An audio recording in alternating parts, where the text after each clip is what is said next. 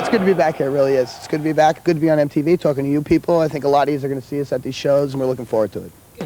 Now, I last spoke to you, I think it was in January 1990 when you were over in London touring for the Years of Decay album.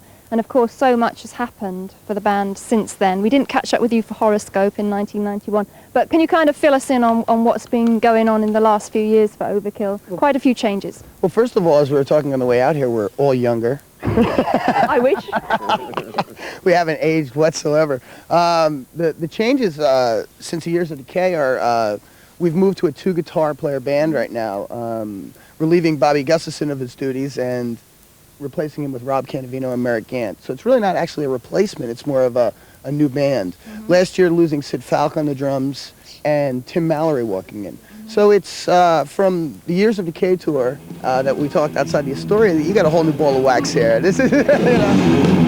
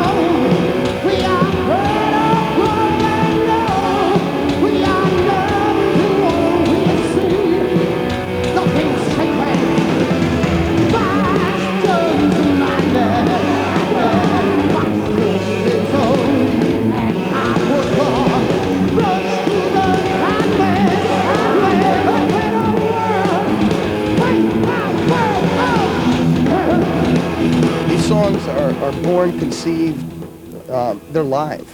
So the more time we spend in pre-production, we're happening live. We go in the studio and boom, boom, boom, let's get this done. Let's get the hell out of here. I always look at the studio as something that can ruin your initial vision of what a song should be. So spend more time in pre-production, know what you're going to do. Sure, there's still spontaneity. I mean, we're not rehearsed to the point where we become robotic, but we know what we want to do prior to going in, and that has a lot to do with it, besides the fact that new ideas come up. We have 5 heads putting it together now as compared to 4. And if you can please 5 guys who are all sitting in a room having a beer and putting their cigarettes out and sandwiches, you know that you have something pretty good here. So I mean, that's the way we look at our approach to what music's about. Don't overthink it. It's gut reaction. Overkill isn't Bach, Beethoven, or Brahms. Overkill is overkill. It's from the gut and it's from the heart.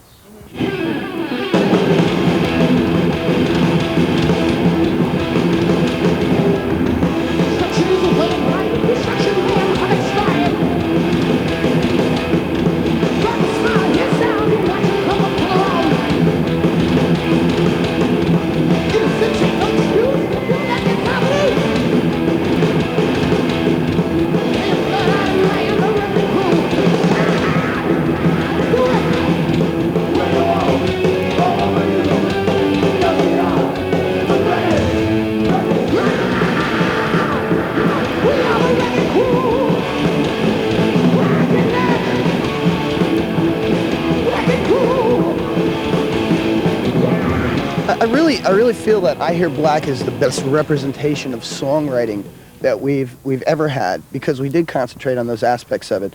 I think one of the things that Overkill has learned over the years, Dee Dee and myself being here from the beginning, is that a song doesn't need a whole bunch of parts. A song needs to be arranged well. There has to be something catchy in there that makes it a song. And I think that's the impression that it gives, subliminally, that these are better songs, better arranged songs, et cetera, et cetera. So it makes for better listening, you know.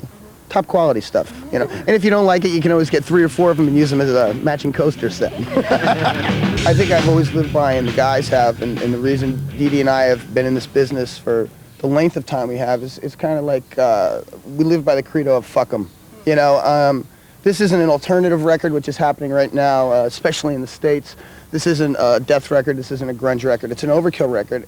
And the way I look at where the record sits musically, it's kind of its own genre. It's still very heavy. People can put labels on you right down the line, but our labels always seem to overlap, so to make its own, therefore. So I really don't think, you know, the trends to us have never been something that we've been really concerned with. The trend that we've ever set is just do whatever the hell we want to do. And to I Hear Black, it still holds true.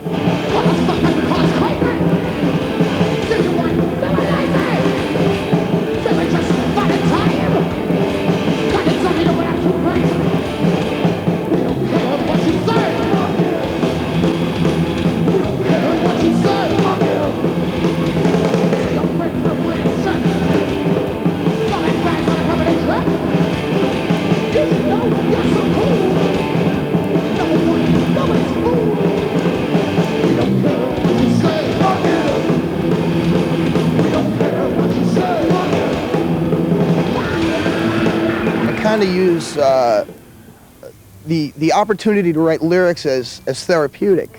You know, it's kind of thank God I can only come up with 9 or 10 a year. I'd be a basket case. Seriously, you know.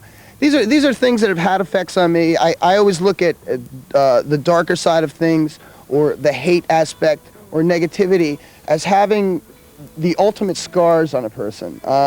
You can remember good parts of your life, but it's a conglomeration of many thoughts and many events as being good. The bad parts are specific and stand out. They are by themselves, and they're always a lesson to be learned. Yeah. Not that I am lyrically negative, though I appear that way. I like to use the comparative to show, to know that there's white, you must first know there's black, or white is nothing.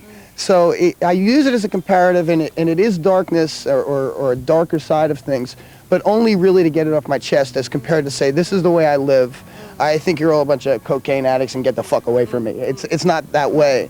It's more take this negative, these negative aspects and live them, learn them, know them. I've done it. If you're anything like me, maybe it'll help you out. So it's positive. It's a positive outcome through a very negative base.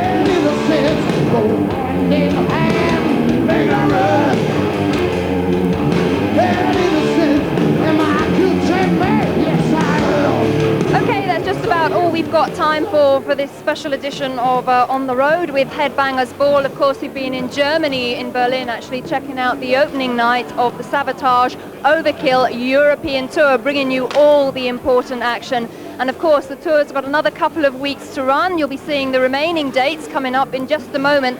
And I do suggest that you check this tour out. 2 great bands on the same bill. Actually, I should really say 3 great bands, because the show is opened by Non-Fiction from New Jersey in the USA. And I would recommend that you get here a little bit earlier to check them out as well. Very promising up-and-coming band. Now, I'm going to sign off from Germany right now. I hope you've enjoyed the coverage. And after that, after the next break, actually, we're going to be back in the studio. We've got another edition of the Metal Collection coming up for you. And of course, we're going to be seeing 4 videos chosen by a viewer. So stay tuned for that. I'll say goodbye from Germany. See you in the studio after this break. Hey,